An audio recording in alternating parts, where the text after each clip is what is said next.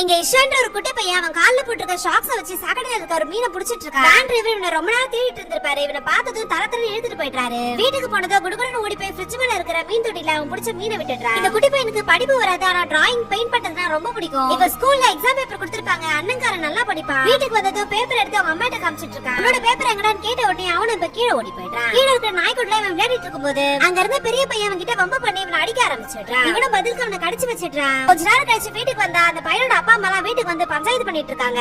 இதனால கோவப்பட்ட இந்த குட்டி பையனோட அப்பா அவனை போட்டு அடிச்சிட்டாரு. ஆனா அம்மா தான் இப்ப காயத்துக்குலாம் மருந்து வச்சிட்டு இருக்காங்க. அடுத்த நாள் காலையில இந்த பையனோட அம்மா அவன் எப்படியோ கஷ்டப்பட்டு எல்லாருக்கும் சாப்பாடு எல்லாம் கட்டி கொடுத்து ஹஸ்பண்ட் வேலைக்கும் பசங்களை ஸ்கூலுக்கும் கிளப்பி அனுப்பிடுறாங்க. இவனும் ஸ்கூலுக்கு போறான். போன உடனே ஷூவை பாலிஷ் பண்ணணும்னு சொல்லிட்டு திட்டுறாங்க.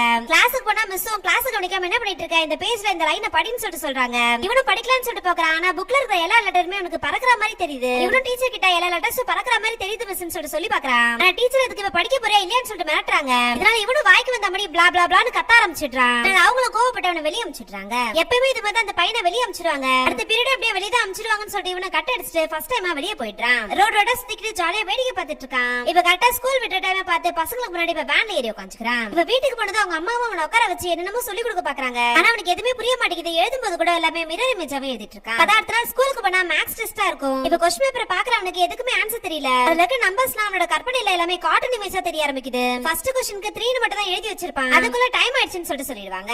அன்னைக்கு அவன் கட்ட அடிச்சிட்டு போனது எப்படி அவங்க அப்பாக்கு தெரிஞ்சிருது. இவனை போட்டு பயங்கரமா திட்டி அடுத்த நாள் ஸ்கூலுக்கே வந்துட்டாரு. இருக்க டீச்சர்ஸ்லாம் அவனை பத்தி குறையாவே சொல்லிட்டு இருக்காங்க. மேக்ஸ் மிஸ் டெஸ்ட் பேப்பர் கட்டுறாங்க. பார்த்தா 3 மட்டும் தான் எழுதிருப்பான். ஆல்ரெடி 3rd ஸ்டாண்டர்ட் இவன் 2 வாட்டி படிச்சிருப்பான். அடுத்த வருஷம் டிசி கொடுத்துருவான்னு சொல்லிட்டு சொல்லிடுவாங்க. என்னோட அப்பா அவன் ஹாஸ்டல்ல தங்கி படிக்கிறேன்னு சொல்லிட்டு போர்டிங் ஸ்கூல்ல சீட் வாங்கிடுறாரு.